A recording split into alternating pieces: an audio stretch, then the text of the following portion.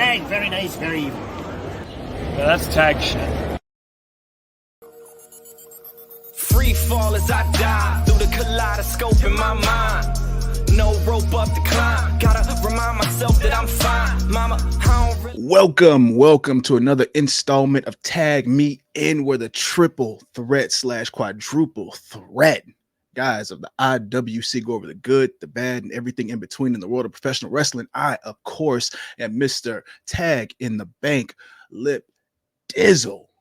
Of course, you have the current reigning, defending, blah blah blah blah blah blah blah blah blah. Scooter Ray / Scoot Briscoe himself. And this title ain't going nowhere, baby. It is here forever around these shoulders. But it's good to be with my brothers.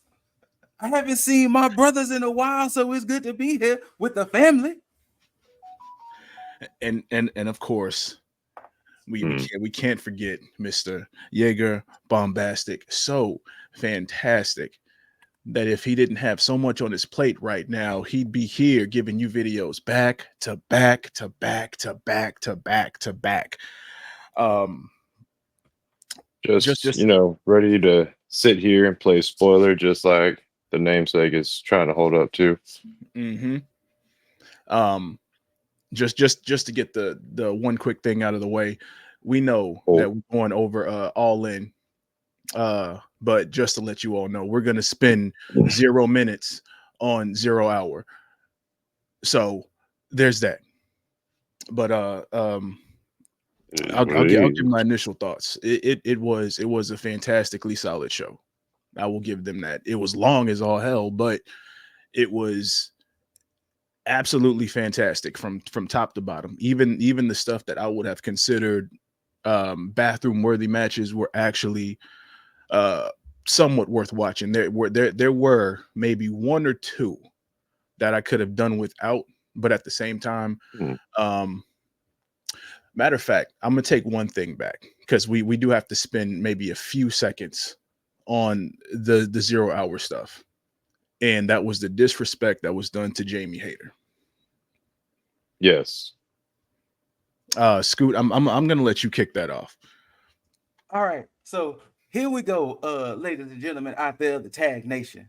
So after the 10-man tag between Team Rose and Team Other Side, we had Angry Saraya along with Harley Cameron and Saraya's whole family decide to march down to the ring and interrupt All In. And she's talking about how I was champion last year and I was disrespected not being on the show and all these good things. And then she was like, I want to fight, I want an opponent, and I want these things to go down now. And I'm not going nowhere till I get the respect that I deserve. Then AEW, by the way of Tony Khan, decided to disrespect a person who hasn't been back in a full year. It almost felt like 2 years. You know what? It probably actually it was. I think it was last All In. And we talking about one Jamie Hayter. Now we all predicted Jamie Hayter was going to arrive and show up, but not in this manner. Not at all. Yeah, I felt that when it was happening. One, I was confused by the fact that Saraya was on 0 hour, but at the same time, I was like, okay, maybe she's there just to kind of like kick it off.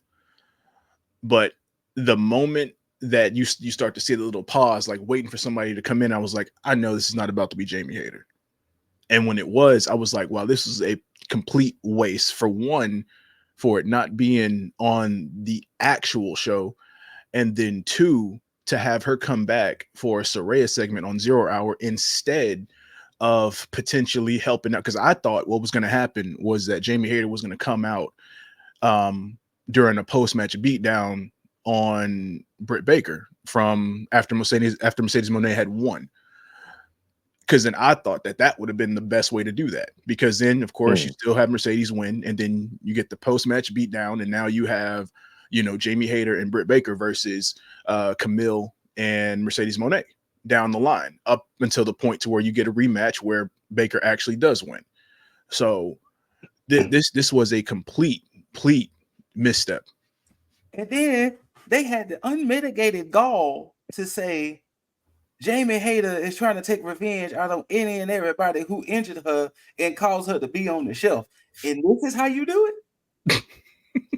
How you introduce going after Saraya? Going after Saraya? Come on. And then Saraya bring a whole army of people with her, and then they proceed to have Jamie Hayter beat them all up. And then when she gets to the ring, Saraya disappears. And it's like useless. Yeah, absolutely. Yeah, we all predicted that Jamie Hayter would be running in to cause some kind of an interference, causing Britt to lose. And I can honestly say that even though I did not watch the 0 hour, sorry, I missed it. But by the time I got up and was able to watch and sit down, it was already the show. But it was 2 hours. Seeing y'all in the chat, like talking about how she showed up already. I'm over here looking at my phone, flabbergasted. Like, what? Why? Yeah, and all in all, trash. But for the most part, I'm gonna say that I'm glad that she's back for one. But because I haven't seen anybody else's review of it so far, so I don't know everybody's take on it. But I would assume that it's a general consensus that this was a misstep. Well, upon scrolling through these internet comments, a lot of people was not happy. They was happy seeing Jamie Hayter back, but they weren't happy in the manner of how she came back. I don't know. I mean, we can speculate all day about it, but I guess we'll just have to wait to see what they do, and hopefully they make up for whatever misdirect decision this was. But if we're done talking about stupid ass 0 hour, we can get into the actual show. And to start us off, we had there were 3. Hold on a second. There were 3 whole ass matches. Okay, well, fine. All right. We can leave it at that. We can leave it at that. I don't mind. Really want to put something in perspective, Willow Nightingale and Tomohiro Ishii won, which means Willow Nightingale get to pick the stipulation for her and Chris Statlander at All Out for the CMLL Women's Championship. Other than that, and let me say this. I don't know about Lip Dizzle, but did you realize the amount of humanity we saw in the 0 hour? There was like 50 wrestlers we saw in the 0 hour alone. Unnecessary. A 16-man tag, a mixed tag, and then a 10-man tag. Unnecessary. But, absolutely unnecessary. I guess this was a way to pay for the Von Erichs to go overseas. Like, no disrespect to the Von Erichs. Yeah. I mean, they're fine. I mean, I was okay with that match. That match made sense. It did. Yeah. Because they've been beefing and brawling and dueling for the last month. So that makes sense. At least they're doing something with Ring of Honor.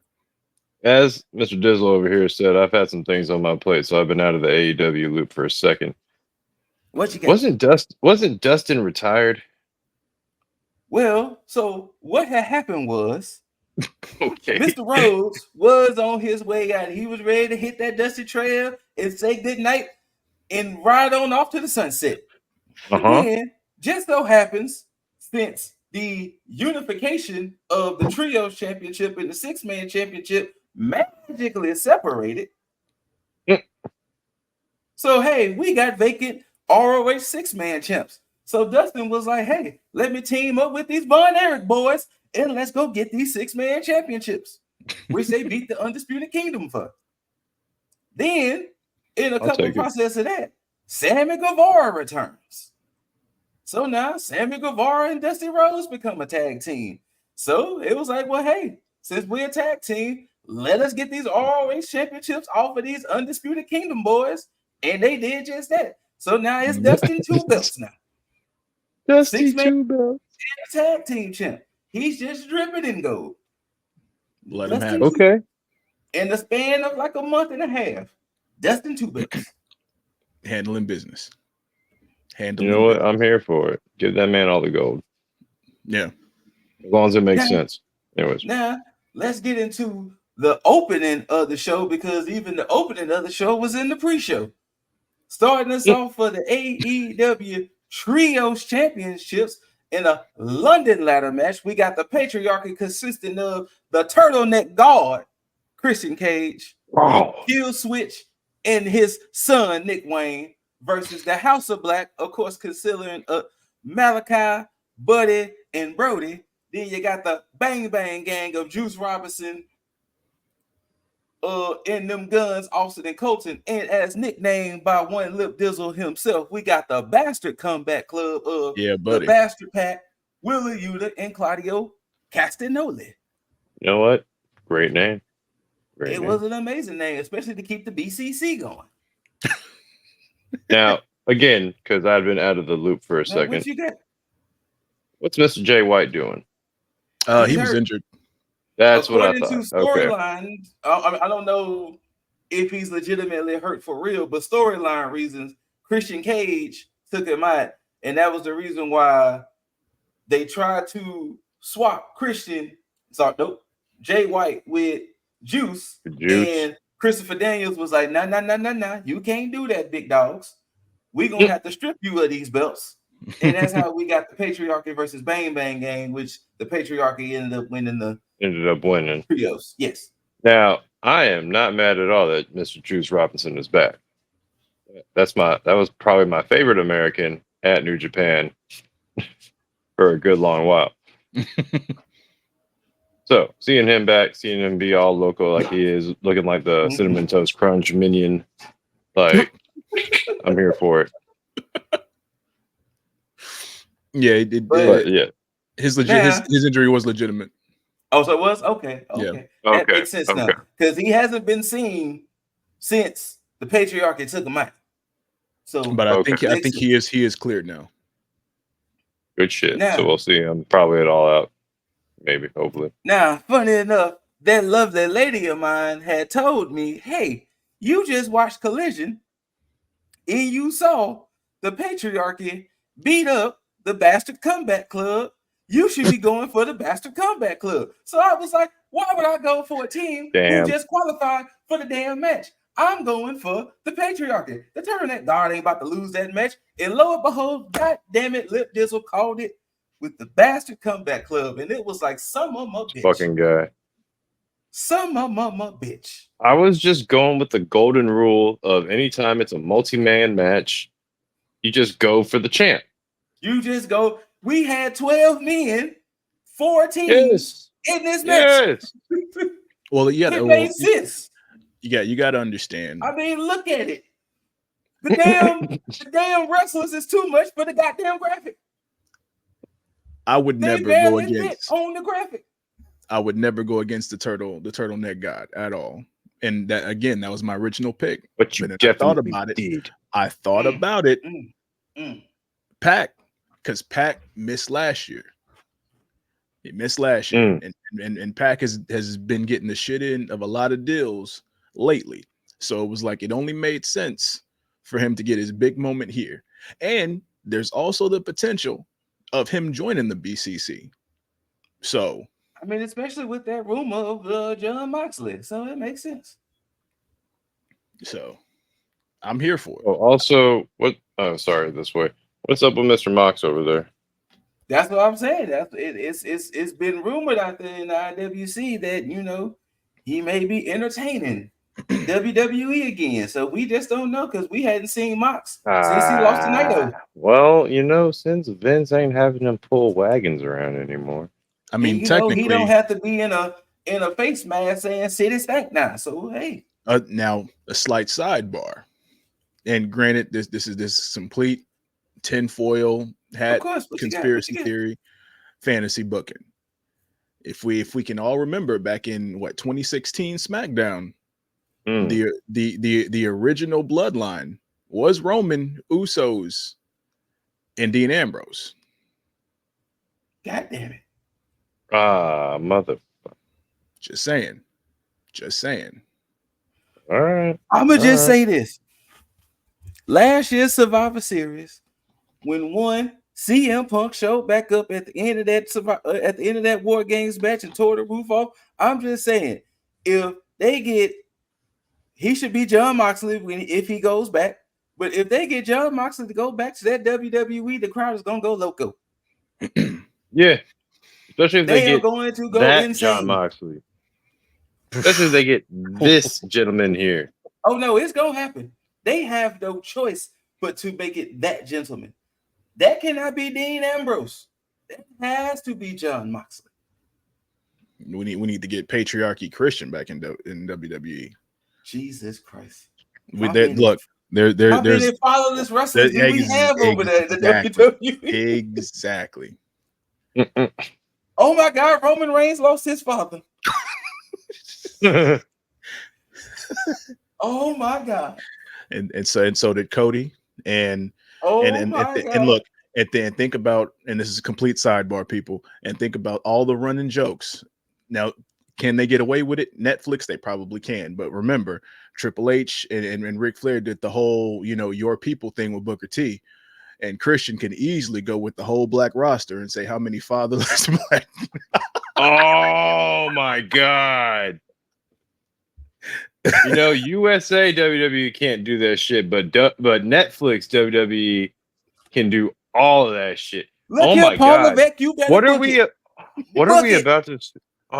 This is not even AEW related, but what are we about to see between Dom and Liv Morgan on Netflix? Oh my God! Live sex celebration, baby.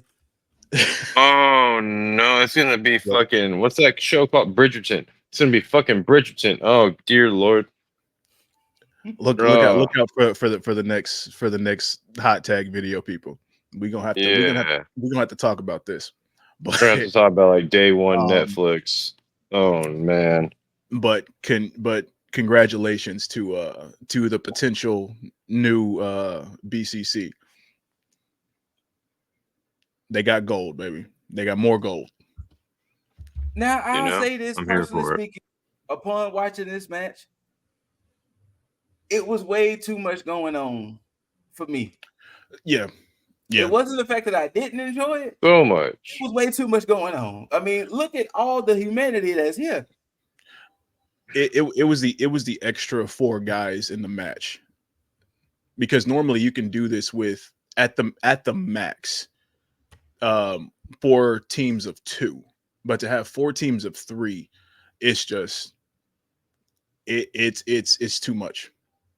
Because it becomes a spot fest. Everybody has to get their stuff in, and it doesn't come off the way that you would want it to for the most part. I mean, take a gander at the at that 16-man tag match on 0 Hour. Yeah, like perfect example. But luckily, you said 16, man, I just gotta be like, luckily they got it done. So it didn't overstay its welcome. It was just a lot happening at a short amount of time.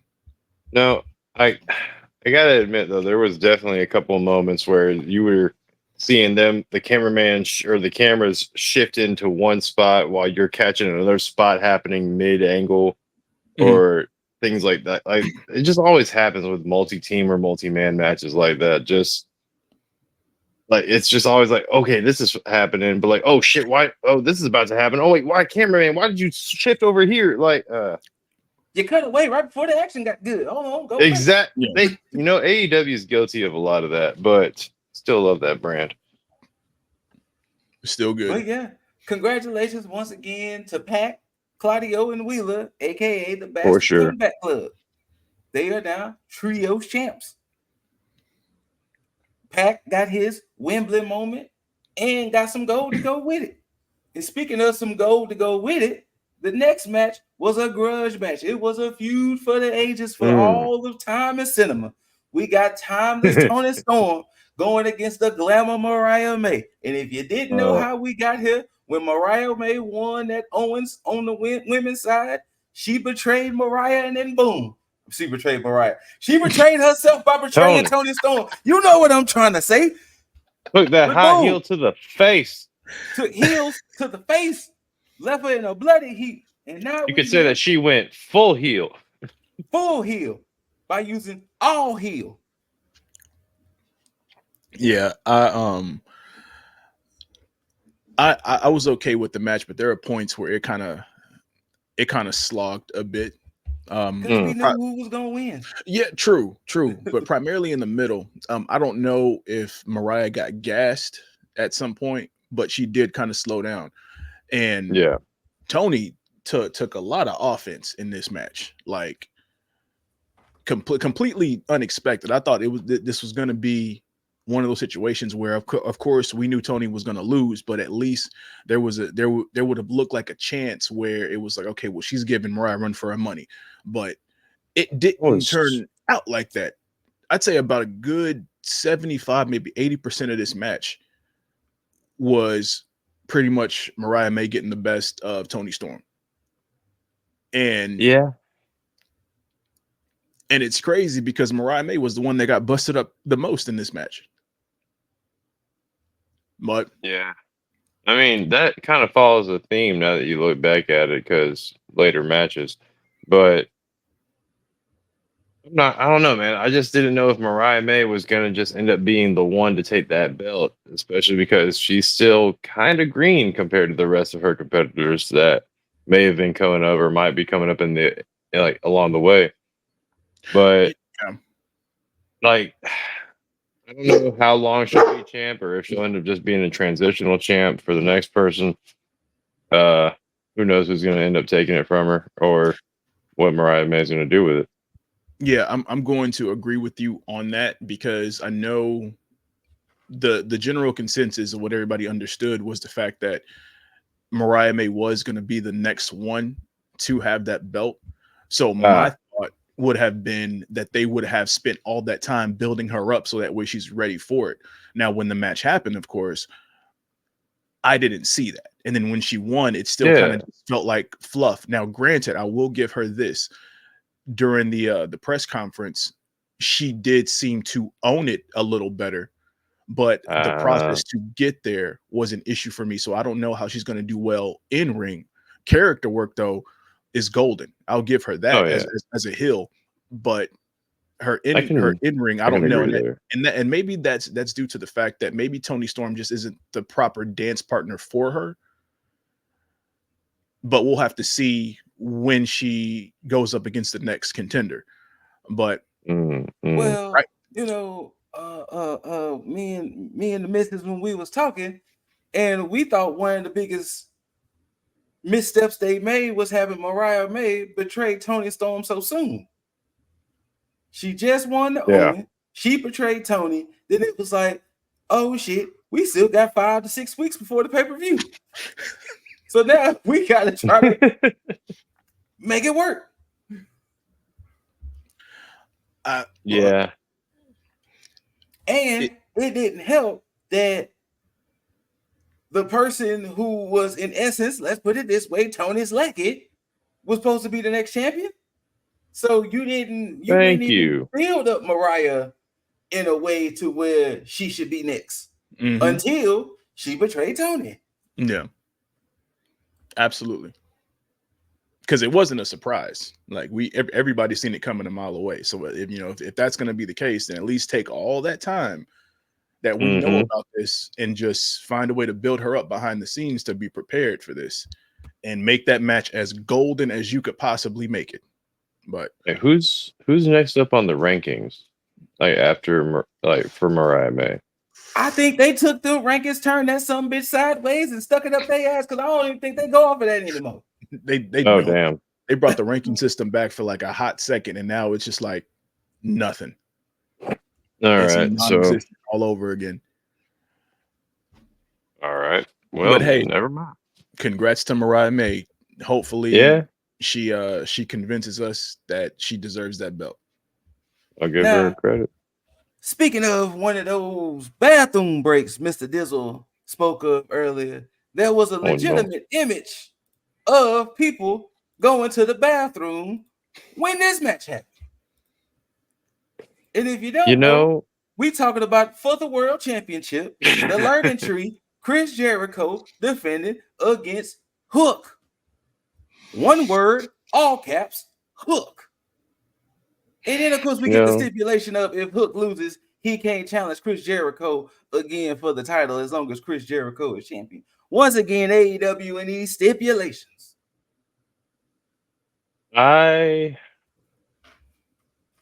Since I was a kid, recall the bathroom matches being the women's matches. Because I mean, back in days of old, like they were usually matches that, I mean, between like wrestlers that weren't exactly trained in wrestling. But as times have progressed, women's matches have been getting better and better and better and better. And I can finally say that without any shadow of a doubt, this was in fact the, and I capitalize THE bathroom break match. I did not give two shits about this match. I did not care if Hook won or lost. I wanted him to win, but I did not give two shits, two rats' asses, two whatever you want to put in this blank here. Yeah, like cool. Hook is FTW champion. It's a namesake championship. Can we stop making it to where he's so dependent on this championship? Well, Tag Nation, that was so eloquently put. We can move on to the next match. God damn. Oh, hold on, because I need to say this real quick. Go ahead. The FTW championship is the worst thing to happen to Hook. Period. Fair. Fair. Because the 100%. thing is, if you're going to talk about typecasting in any situation, whether it be movies, TV, whatever the case is, the fact that he's Taz's son, and at first the idea of it made sense. However, the execution, and let it be known, Hook is what, a 3-time FTW champion right now? Something like that. This belt is useless as an AEW. It holds absolutely no value when it should have. And if you were going to do something with it, you should have kept Chris Jericho with that title to have him disgrace it, do whatever, and either have him, one, get rid of it, or down the line have Hook win it back to then retire the belt, so that way nobody else tries to get this belt, because it serves absolutely no purpose and Hook cannot get away from it, and it keeps him in the shadow of Taz. So any buildup that we had, or any good faith we had for Hook's booking, is completely dependent on whatever happens with Taz and this belt. So he needs to distance himself from it as soon as possible. You know, that would have been a great angle to see, like, Chris Jericho like hold a little in-ring ceremony to retire the belt and literally throw it back at Taz. So that's my 2 cents on it. Hopefully we don't have to have this conversation about Hook and FTW championship ever again. I don't know. Well, the next match was for that AEW Tag Team Championships. We got the champions, the Young Bucks, Matthew and Nicholas Jackson, going against FTR and the Acclaim. Now, this was the Spot Fest match done right, in my opinion. I'm so mad at this match. Oh, come on, man. I didn't really You care. can't be mad at the EVPs. I wasn't the biggest fan. I was sitting there watching it, and I was like, something just doesn't feel right. Yeah. The whole time I What was was like, that? something just does not feel right with this match. And I think I know what it was. Unfortunately, Yeager, I know how you gonna feel about it, and I'm so sorry. This match was completely done because of what happened with CM Punk and Jack Perry last year. That is the only reason why 2/3 of this match returned. This is literally last year's match with the Acclaim. Which is why the Acclaim should have won. I mean, you know, I wouldn't have been mad at it. Hear me out. Because the thing is, if you're gonna put FTR and Young Bucks in a match together for the umpteenth time, it needs to be an FTR Young Bucks match. The thing is, and you could have easily gotten away with this. You have the Acclaim win by whatever means, and then on Dynamite, you have them strip Acclaim of the titles and put them back on them to be the perfect heels that they are at this point, abusing their power. But you leave it to where it's definitive, because everybody knew that if it was going to be somebody, the Acclaim were going to take the fall if they were going to lose. So what's the point of even having this match to begin with if that's the case? That's why I picked the Acclaim originally to win this whole thing, because I thought it was going to be some stupid shenanigans down the line. But hey, Well, This I was with one Matthew. literally followed. Oh, go Go ahead, man. ahead. I was gonna say this one literally followed those rules of the multi-man match theory, where the champs just retain. I again had been out of the loop for some AEW for a little bit, so I'm looking at this at face value. So yeah, following the multi-man match theory, but then seeing that, didn't the Bucks lose last year? That's the reason why I went for him this year. Because of that. That's the sole reason why. It wasn't because of the storyline wise. It's because they felt they need their get back from last year. Yeah. I guess that's fair. That's the only reason I chose Matthew and Nicholas.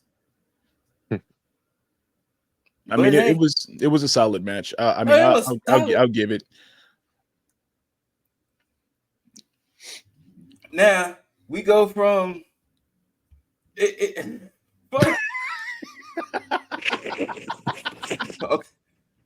Back in character. Funny enough, the way this card went, we had a car crash of a match with the ladders. Then we had a women's title match. Then we had the FCW champion. Then we had this tag match. And then we go into another multi-man match, because rolling in here, we get the Casino Gauntlet. And bear with me, because I'm going to round off all these names for y'all, because it was a lot of people. You had Orange Cassidy and Okada start this thing off. In a surprise number 3, we had Nigel McGuinness. Then we had Kyle O'Reilly, Zack Sabre Jr., Roddy Strong, and my brethren out there, Jay Briscoe. Then you had Hangman Adam Page, Jeff Jarrett. After it paused for a little bit, we had the debuting. The highlight of the night, the King. He is old. He is officially all elite. Ricochet. That's not a typo you see on your screen. Ricochet. Then you had the turtleneck guard, because he said, I'm not leaving without something. Then you had Luchasaurus, aka Kill Switch. And I need to let my voice rest, so y'all take it away. You know what? I'm gonna have to petition that Scoot Briscoe make multiple returns, because this is ridiculous. I need it. I need more of it. Okay. I'm gonna say this. I mean, most people would be like, Ricochet, was the highlight of this match. I'm gonna tell you right now, outside of Hangman doing his obsessed shtick, Christian Cage was the one that saved this entire match. Because every time multi-man AEW match, every time he makes an appearance, it is the grimiest, schemiest, just down, out, dirty, whatever way you want to call it. He finds his way, and I'm glad, because I think Christian Cage may have the most perfect booking in AEW, because no matter what he does, he finds a way to make it work. And this worked perfectly. That's all I got to say about this. I mean, the match was solid. Hey, whatever, cool. Ricochet came in, but nah, I would have never put Ricochet in this match to begin with. I legitimately can't help but agree with you, though. Like, because as soon as Christian Cage, like, his countdown music started showing up, I was like, no. Like, no. It's just like, no. And then Luchasaurus just eternally fucking dick whipped or brainwashed or whatever the hell he is. Excuse me, Kill Switch. Luchasaurus yes. on the screen when he came out. But when he is assisting the turtleneck guard, he is Kill Switch. Okay. He saved the turtleneck god As one yet should. again As one after should. they had a whole ass meltdown from this losing the trios the belts. I was just I don't know, like you said, skeevious, like just I'm over here like just disgusted and mad, and I'm just like, and then I had to think about it again, like, damn, he's good.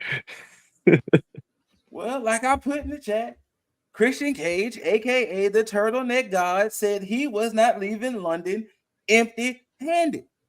Yes, he went He full was leaving Denzel. with I get something.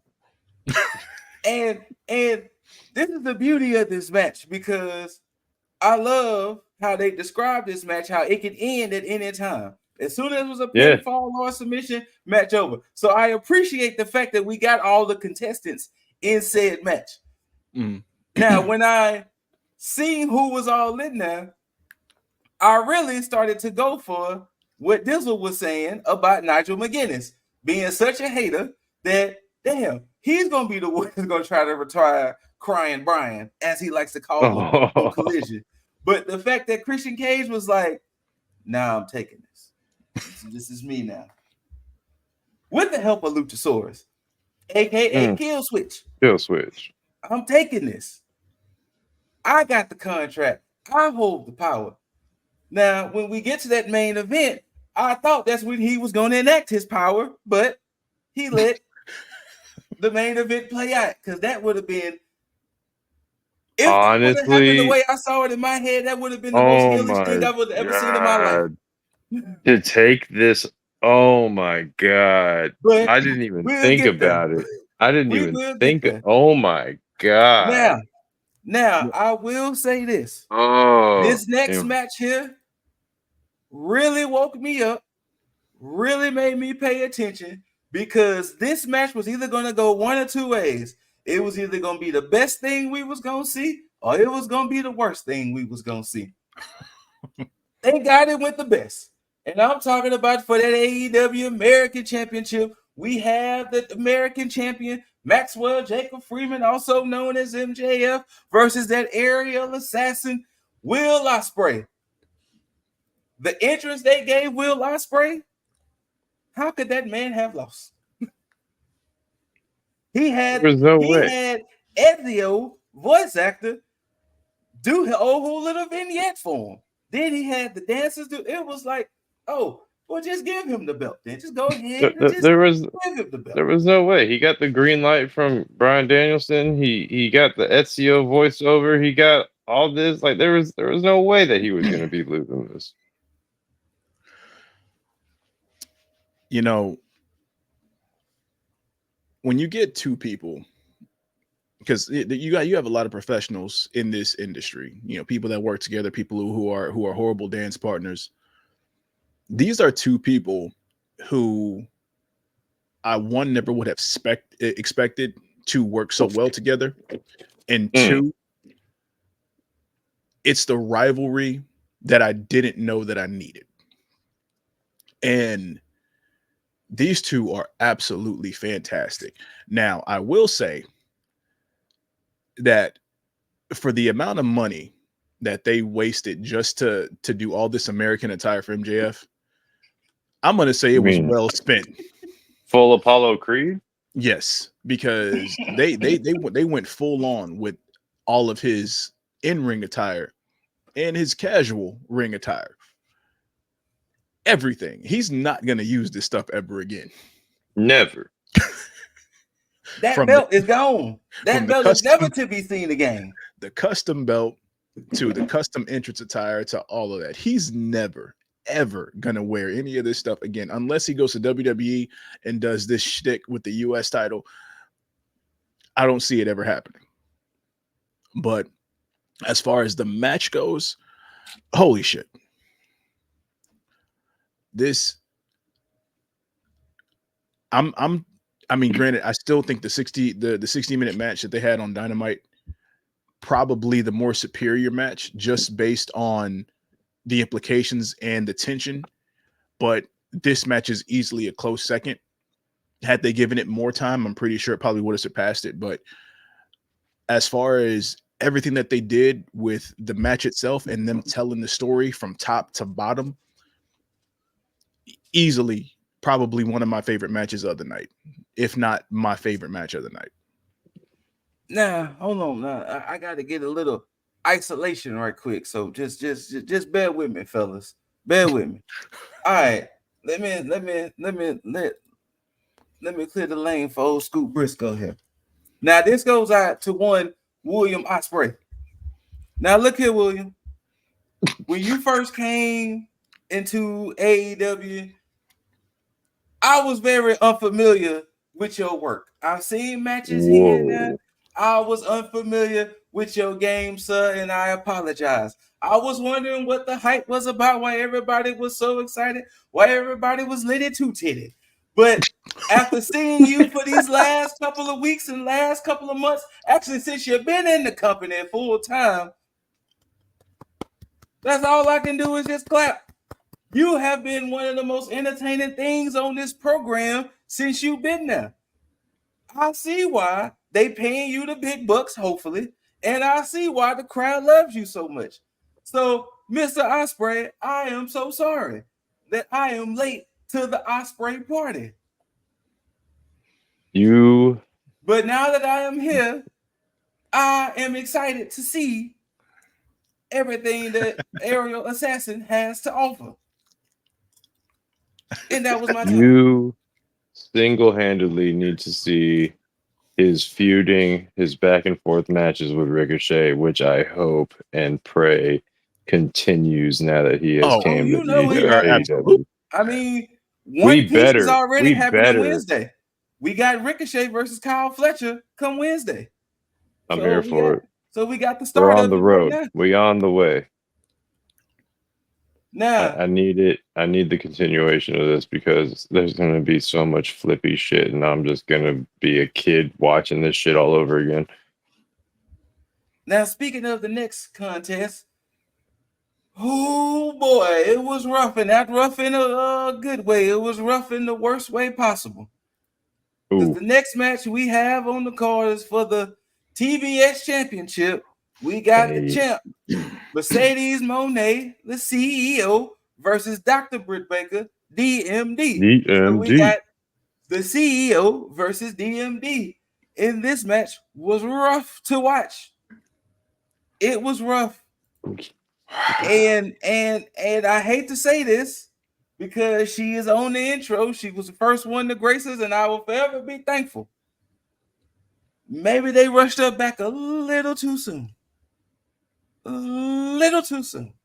Maybe put Dr. Baker back in the oven, no pun intended, but pun intended, for a little bit longer and let it cook. Because she only had one match since she'd been back, and then boom, she's on the big stage at Wembley. You should have let it cook just a little bit longer, then let her have a match. Because it was rough to watch. It was rough. I don't know if you two gentlemen feel the same, but it was rough. I mean, bro, I've been gone so long, or she's been gone so long that I forgot what she was injured for. When she returned, she said that if I'm correct, Dizzle, I don't know if you remember seeing the clip, but she said like her whole right side, the left side was she couldn't even feel it. Yeah, like she was like it wasn't a heart attack. It was like something with her nervous system, I believe. Yeah. So that's why she was gone for the better part of a year. I'm gonna chalk this up to a multitude of situations. I mean, my speculatory side says that there may have been a disconnect between her and Mercedes. That's one. I can see that. Two, you have the whole backstage stuff with her and MJF and stuff like that. I can see that too. That causes that, which caused her suspension in the midst of this whole feud going on. And then, of course, you know, ring rust and her coming back after a year or so. Yeah. That's what I can chalk that up to. And again, all complete speculatory, more so speculatory on the aspect of her and Mercedes having somewhat of a disconnect. This to me, is more so the opposite of what I said for the previous match, where you get two people who just work together very well. I don't know if her and Mercedes, and we'll have to see in a future match, but I don't know if they are compatible in the ring. And Mercedes has had some missteps since she's came to AEW as well. And I'm saying that in the ring, her promo game is absolute dumpster juice. Love Mercedes, absolutely. Shit. But her promo game has not improved since WWE, and she was trashed in, and it's complete, like I said, dumpster juice now. No offense at all. It's just some people have it, some people don't. Ricochet, for one, is absolutely dumpster juice on the mic. He's gotten better, but he too does not have the prowess of his girlfriend / fiance.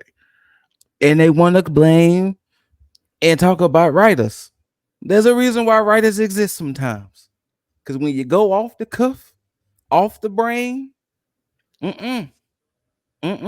especially when you got to fill in a certain time slot, Some people are gifted with that improv, and some people need a little guidance. Yeah. No shame. It just happens. Some people just have the luck of the draw, and some people don't. She's a very good in-ring worker, but some people need talkers, i.e. Bobby Lashley. It happens. It happens. But yeah, it's in with this whole thing, with this whole feud, I became uninterested when they started giving Mercedes a lot more time on the mic. Way too much. Absolutely way too much. Now, will things get better? Who knows? But I probably could have done without this match, to be perfectly honest. Especially on All In. Maybe on Grand Slam, this probably would have been perfect on Grand Slam. That way it had more time to develop, more time for Dr. Baker to get more matches in and this, that, and the third. But little brain teaser, but who would you have preferred Mercedes face if not Britt?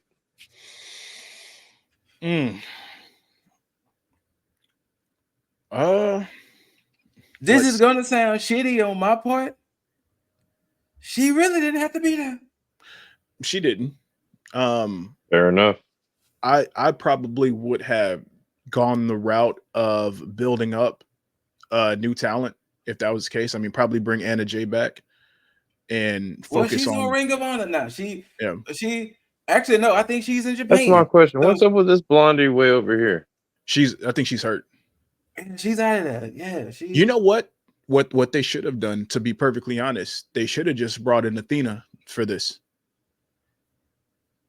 I wouldn't have been mad just as at a that. temporary thing, because I'm pretty sure they would have worked better together, and Athena doesn't lose anything out of taking an L from Mercedes.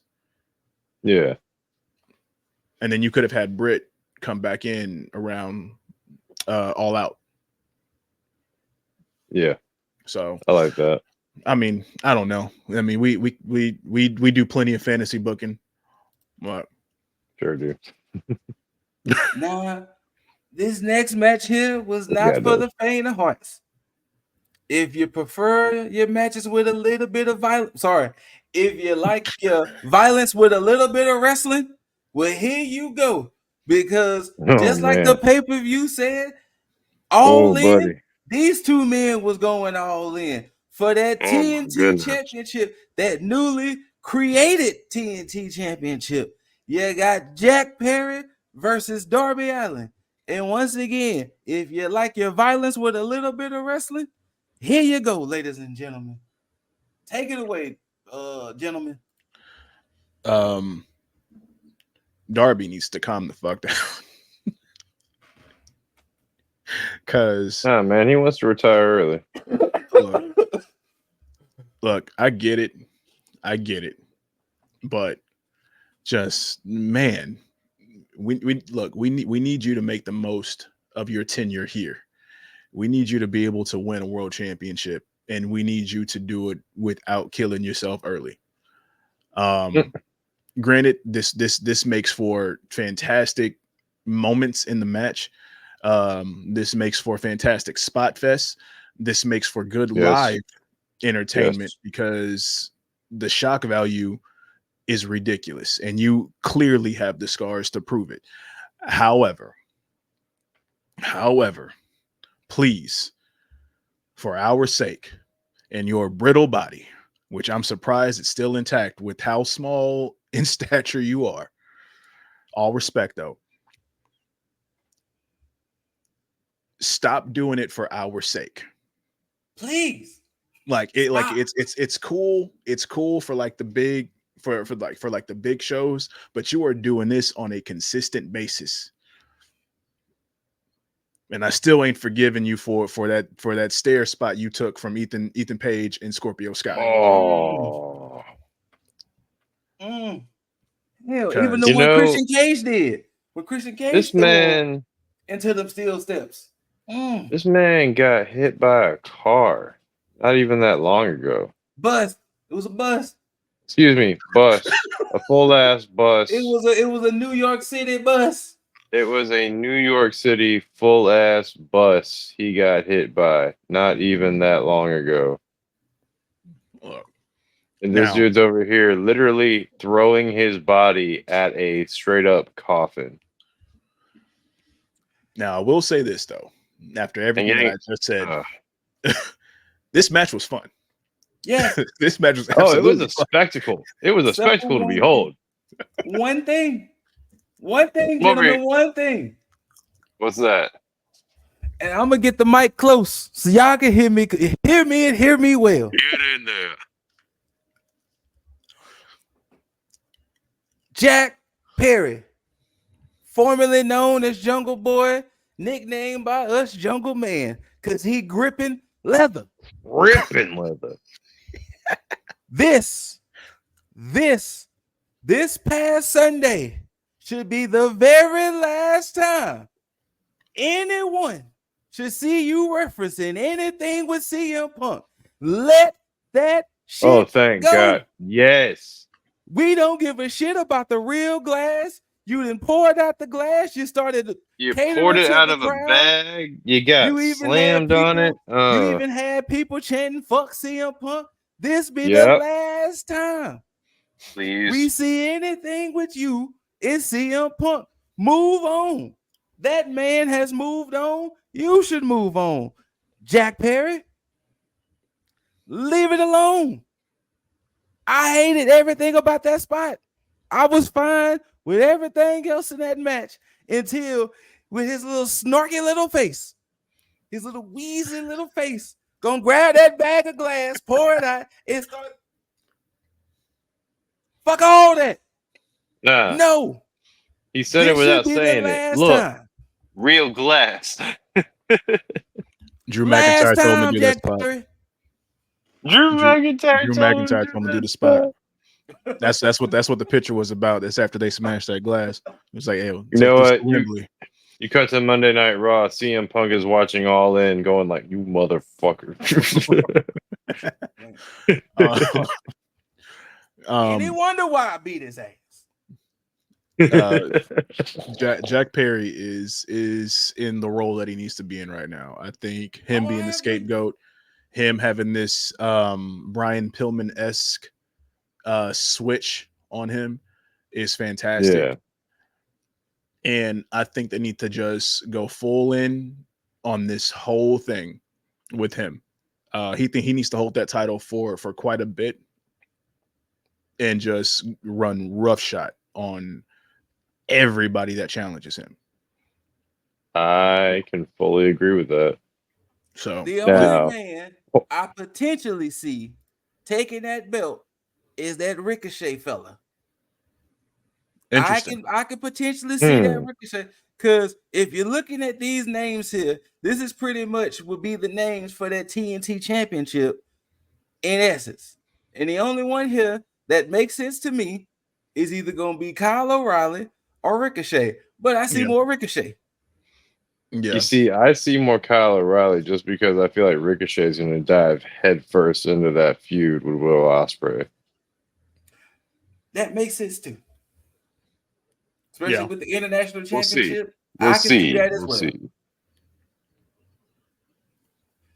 All right, gentlemen, before we get to the main event, do you have anything else to say about anything else on this card before we get down to it? No. Hmm. No, except for one thing. When you mentioned that whole Christian Cage thing, probably cashing in, I did think about it, and it was like, Oh no, that was the only thing on my mind because I didn't know he could do it at any time. his promo thing would have been fire, because I can easily see him talking to his kids, being like, normally I talk to fatherless kids, but after this, you're gonna wish that you were fatherless after the way I beat your dad. Damn. Facts. The only thing I'm going to say is not even technically pre-match. It's going to be like leading up to match, but shout out to Bun B showing up. Oh yeah, All right. the remix for Yep, they did the remix. Yeah. All right. Yeah. Here we go. Ladies and gentlemen, boys and girls of all ages, we got your main event for All in London. We got title versus career. We have the champ, Swerve Strickland, big pressure when he arrives. He was accompanied to the ring by DJ Who Kid, Flash Garments, Bun B, and West Gun. And like Jaeger said earlier, when Westside Gun appeared, they cut the camera away. No, go back. He is still walking to the ring. All the way back. Go back. You had Nana doing the Nana dance. You had all of that. But then, Yeah, of course, Bun B rapping. You had me wanting to eat a Trill burger while I fucking watch this match. But of course, the first one to enter that ring to the tune of the final countdown, we got the American Dragon himself, Bryan Danielson. As he said on Dynamite this past Wednesday, the best fucking wrestler in the world. These two gentlemen was putting it all on the line. Everything was cashed in. All the chips was on the tables. This is the most ultimate you can get. Swerve's title versus Danielson's career. You even had Bree, Birdie, and Buddy ringside watching the match. This was just bigness. This was big time. This was worthy of a main event match.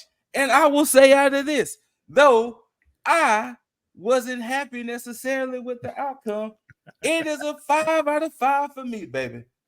5 I'm out going of to 5. also say big ups on the fact that this was the first time, or like, what did they say the stat was for Swerve? Like, he was the first African American like wrestlers to main event in Wembley. Mm-hmm. Yes.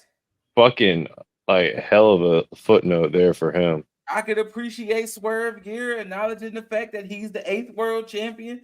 All of that. Yeah. It was amazing. No, like everything about this match was fantastic. Yeah, this now, Swerve does not lose anything in losing this match. No. At the same time, I will say that Danielson Except for the belt. doesn't need the belt. However, I'm pretty sure even if Danielson wanted to lose to Swerve, TK was most definitely probably not having it, because it was like he allowed Sting to go out the way that Sting did. Yeah. Yeah. But this also was a testament to Swerve to see how well he was going to do against somebody of Bryan's caliber. And I think it's fantastic. Now, there were certain missteps that I hated as far as the lead up to this, with Swerve like doing the pseudo heel stuff. I think it could have been done better. I'm pretty sure they tried to do that to just try to get the best out of Bryan. But to at the be same honest, time, it wasn't needed. Yeah, it wasn't. Swerve healing on Daniel really wasn't needed. Yeah, them versus each other was big enough. exactly. All you had to He's do was got support it. it. But he's got to keep that same energy that he kept with Hangman. Like, this is the I mean, guy he that could, broke into somebody's house. Like, he doesn't need he to break could. into Danielson's house, but he's got to like wave to the kids and be like, "Look at your daddy." No, I was fine for what he did in ring. Mhm. What like Bizzle was saying, what led up to it, Oh, him okay. The lead healing up. on Danielson was unnecessary. It was like, Yeah. why did we have to Gotcha. have Swerve beating up on? Because he beat up on Wheeler Yuta, which made sense. But then when Danielson went to go check on Yuta, he started beating up on Danielson. It was like, no. They could have saved any fight between them for this match. Yeah. That's fair. Now, tinfoil hat again. I do believe, and this is a stretch because there's a lot of things alluding to it, a lot of stuff happening in the background. Who knows? But this could be the precursor for a Swerve heel turn. Because again, wearing black, him wearing black and gold, Ricochet wearing black, gold, and silver, the colors of the Hurt Business, black and gold. MVP went and trademarked the name, the Hurt Syndicate. Ricochet was one of the people that MVP originally wanted in the Hurt Business. I'm sure Swerve would have been in talks for that as well. You have a solid potential tag team within Ricochet and Swerve. You have a solid potential world champion in Bobby Lashley if you want to go that way. You get a TNT championship with MVP. Yeah, and you got the same thing with even if you take the Ricochet and Ospreay friendship and using that as Ricochet's turn to heel, and then him potentially taking the title off of Ospreay, it can go a multitude of ways. Yeah. Now you could actually have Swerve and MVP tag up too. I mean, it wouldn't be anything to frown at. Swerve can go ahead and take that TNT championship off of Jack. That too. Yeah. Fuck the Elite. Now, and you know what? And that could be a running thing about that too. Now, or Swerve take the title off of Okada. I will also say this because my original pick was going to be Swerve because of all the matchups. That's you have Darby, who already has a guaranteed title shot. Then you have Hangman in the wing as well. So it seemed like all the potential suitors for him to go up against were already there. So it seemed like, okay, well, they still got miles with Swerve's reign. But this is Brian's last year. That's on record. So supposedly, you have him go up against Darby. You have him go up against whoever else, Christian Cage as well, and then he loses to somebody, and then he has his farewell match with Nigel McGuinness. I'd love to see that. And then you're done. And then he probably goes to WWE for the Hall of Fame, and then he ends it there. Now, will he wrestle in WWE? I don't know. Probably doubtful. Maybe have one more match, possibly, but he's definitely going into the Hall of Fame. Because he has. All I'm saying is, the year 2025, a certain superstar we cannot see said that was his last year. How fitting would we get to get the superstar we cannot see? That's interesting. And the American Dragon, this guy or that guy right there. One more time. Ooh, that's interesting. Hair plugs and all. Hair plugs and all. I didn't even consider that. Like you think they're setting up a Hall of Fame gauntlet for Cena? He said at Money in the Bank, 2025 was his last full year. So with 2025 was his last full year, they essentially said he's gonna be there for at least 30 to 40 dates throughout 2025. So we know Rumble, he's gonna be there. Mania, SummerSlam, For sure, them He's three. do he's probably gonna do all big four. So he's gonna show up at a random Raw or a random SmackDown here and there throughout the year, matches here and there. All I'm saying is, let us get the man we cannot see, and that man who's now the current AEW World Champion at least one more time. One more. Okay, I'm with it. I'm here for it. I'd like to see some legends go at it like that. Mm-hmm. Now, with the way this match went down, as far as like the ending of it, they gave Swerve a showing. They allowed Swerve to give Danielson the business of finishers, and they allowed Swerve to kick out of Brian's business of finishers. Hell yeah! So I mean, the first time he took the Brian knee, he was like, "Hey, did you just knee me in my chest?" He psycho kneed him. He was like, "Yeah." He was just like, "Okay, yeah, that was fun." If that's all you got, Danielson, you about to retire tonight for sure. Bro, like I'm not gonna lie, Swerve was dominating, like almost to the point of like Mariah May on Tony Storm. Look, even after he's kicking him, and then even after Danielson is just standing up going, "I love you so much,"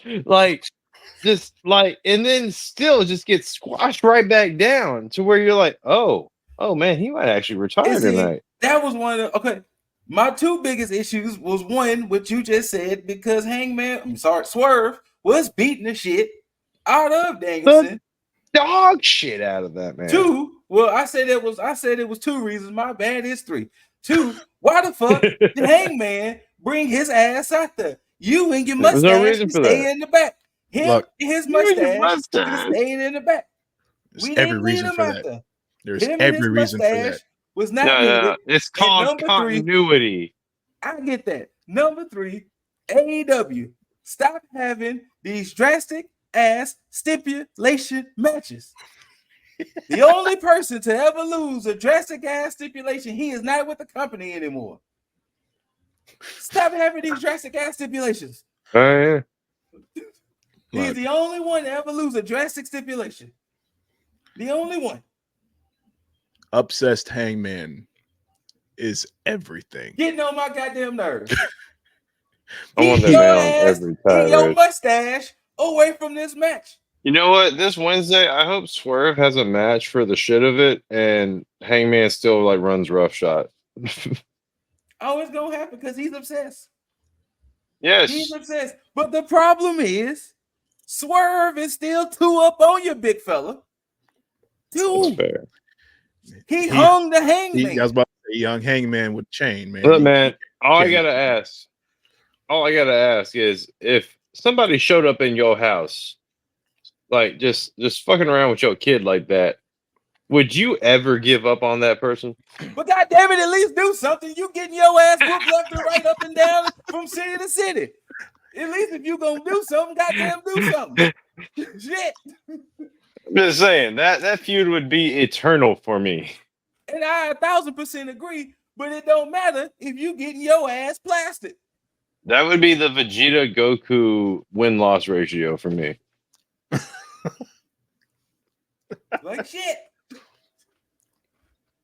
I love it. However, it's starting to look like how it is when you fight a From Software boss. As long as I beat you one time, that's all that matters. You can beat me 197 times, but if I get that one, that's what counts. You know what? Call Swerve Millennia, I guess. I don't know. They or goddamn Radon in this bitch. Shit. Radon, fuck. And what? Is Prince Nana the horse? Wow. Actually, spoilers for the Elden Ring DLC. Technically, Prince Nana will be Mikla. On the back. No. Oh no, not on the back. Not on the back. Giving him encouragement to keep going. You are the champion. On the back, long flowing hair. So, Damn. See, Damn. now for that, we definitely need the Hurt Syndicate now. We need some. I want the Hurt Syndicate. I want them. I was a little upset that Bobby Lashley didn't debut, but I mean, I figured he not wouldn't. upset. If he No, is I joining- figured he wouldn't. if he is going to sign with them, then it's probably going to be at the earliest All Out. You know what? I mean, Not mad at they got to keep some stuff in the chamber. Not mad at it being All Out. I was happy they had Ricochet show up. Now I'm pretty sure we all knew that it was coming with Danielson's celebration and everything, having the family in the ring and stuff like that, having Claudio and Wheeler Yuta come out, and Pac. Oh, was Pac there too? Yeah, the whole yeah. Combat Club was there. All right, see, yeah, the boy gonna join. Oh damn! I guess Moxley's out now. I think he'll still be in. Now it'll be interesting to see when he comes back for sure. Yeah, but is he injured or is he like injured? I have no clue. All I know is he lost to Naito and hadn't been seen since. I mean, if there's anybody that's gonna make you sit on your ass for a while, it should be Tetsuya Naito. That's also true too. Yeah, I'm not seeing anything yet. I'll have to do some extensive looking and find out. But yeah, it can't be that serious because I haven't heard anything. Now, also what's crazy about this card, I know we're not finished done talking to. There was damn near about 100 wrestlers all in all. And that ain't even all. That ain't even all the roster. There was a 16-man. There was a 10-man. There was another 10. What was it? 12-man. There was another. What was that? 6-man. Damn. Yeah, and all the other matches.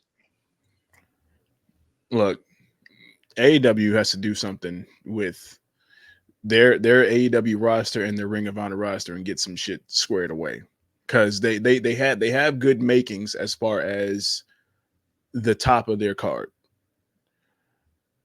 but they got to find a way to integrate everybody else and not let everybody else look like goddamn cannon fodder. Because you see one person get somewhat of a push, that push depletes, and then they're no longer anywhere. Top Flight looking like they can't fly worth the shit anymore. They a whole faction now. Which it's Top Flight, Action Andretti, Leo Rush, and Layla Gray, and they all dressed like pilots. Oh wait, Layla Gray? Yes, they a whole faction and they dressed like pilots. Wait a goddamn minute. Layla Gray? Yeah. What is she doing? She ain't high flying. Well, she's with them. She up there, but I mean, she ain't high flying. Well, yeah, they a whole faction. Top Flight, Action Andretti, Leo Rush, and Layla Gray. Action Andretti. You know what? What happened to what's his name? They've been running as a trio for the longest. Action Andretti and Top Flight. Yeah, but they recently added Layla Gray, and Leo Rush has kind of been like, "Hey, let me kind of latch on to y'all. Let me talk to you. Let me talk to you." Yeah, I'm gonna have to start paying attention to Collision / Rampage. Oh yeah, I watch out. The only thing I don't watch is Ring of Honor, but as far as Collision and Dynamite and Rampage, I'm usually on it. Like I said, Ring of Honor is the only thing I don't watch, because now I'm starting to realize if certain people just kind of disappear off the face of the earth, they've probably been on Ring of Honor this whole time. Anna Jay was on some Stardom shit too over in Japan, so I think she's still over there. Okay. You know what? As long as she's doing well over there, that's all I care about. Yeah. All in all, this was a solid show for me. Absolutely. It was. Oh yeah. It was worth the $50. I paid for it, so Solid. I'm cool with it. Same. Like we said, there were some matches that we could have probably done without, but at the end of the day, the show as a whole, We got it. yeah. Now, hopefully, All Out can follow suit and it be just as good, if not better,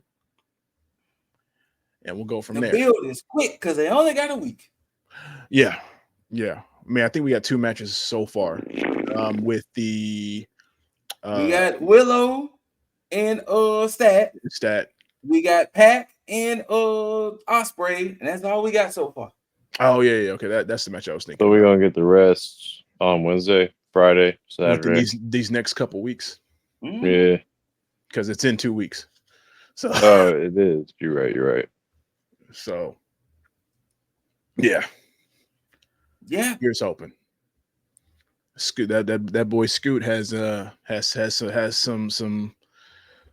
days. I got the quickest turnaround time, but it don't matter because I walked in All In and I went All In and came out still with this. Now I got Bash and Berlin and NXT No Mercy. If I walk out of that, I gotta go into All Out. Wow. You got some short turnarounds, you know. Wow.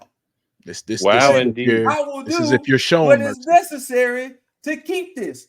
I don't care about a tag in the bank, a money in the bank. I don't care about a heartthrob. I don't care about a foreign door, forbidden door, whatever door. I don't care. I will do what's necessary to keep this right here with me. Well, that man Scoot Strickland. I am the forever champion. Okay. Wow. Forever. Yeah. I'm glad you believe this.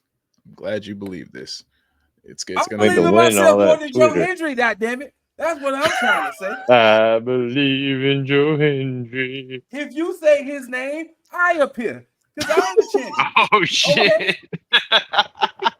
I'm the one.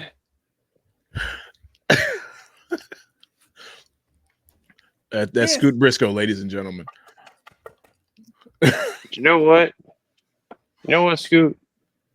I've got the new Quaxton. So what you gotta say about that? Oh, you can never replace the original. The original is always here. This is Quack Sire. Wrong way. His arch nemesis. You know what? We got it. You can never replace the original. See, what your duck would be Solo Sikoa, and Solo Sikoa look fine and dandy until Roman Reigns show back up. And when Roman Reigns show back up, he lets you know he has all the aura and all the juice. Quaxton can never be replaced. Okay? This is Quack Sire. Never. Because he is your sire. I'm sick of it. You can be sick of it. I had to assemble this motherfucker. All right, this mother quacker. Yeah. The problem is, Dizzle, you could be sick of it. What you gonna do about it? You're the holder. You gotta get your own duck, the puzzle Dizzle. Piece. You have the key to turn the tides for everything. Because see, the problem is, if we go off of history shows the tag in the belt that is so precious right now is 0-1. Thanks to that forbidden door.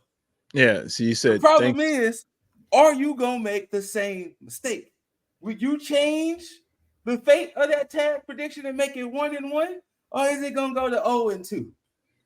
But man, all I'm gonna say is that Jugs wasted the shit out of that.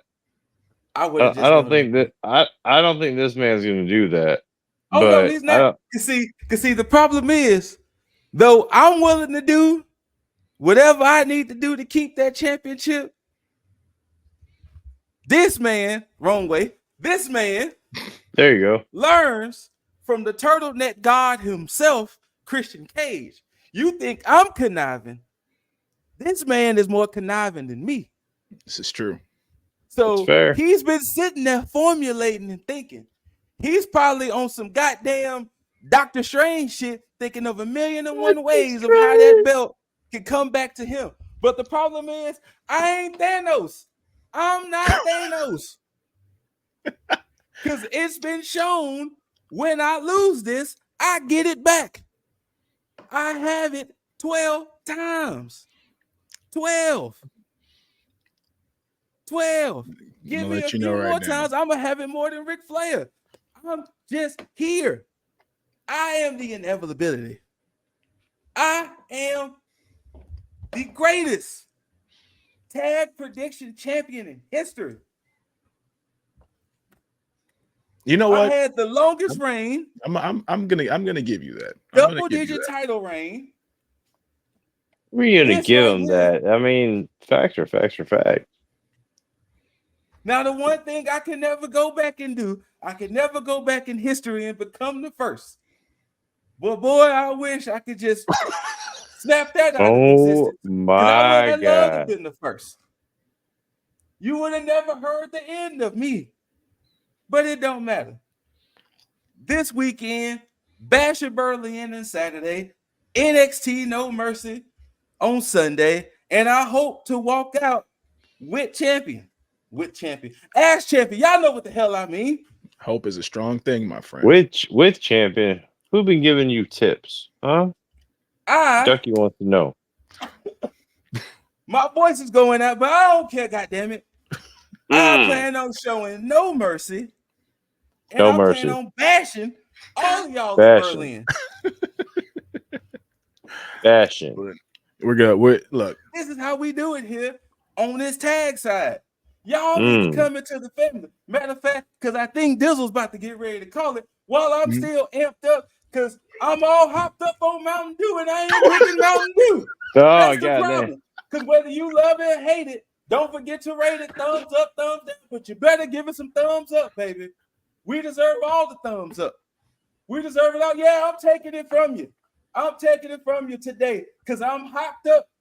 I'm hopped up right now. All right. So you got to clear the runway for this 747 jet because it's coming through. No brakes. All gas.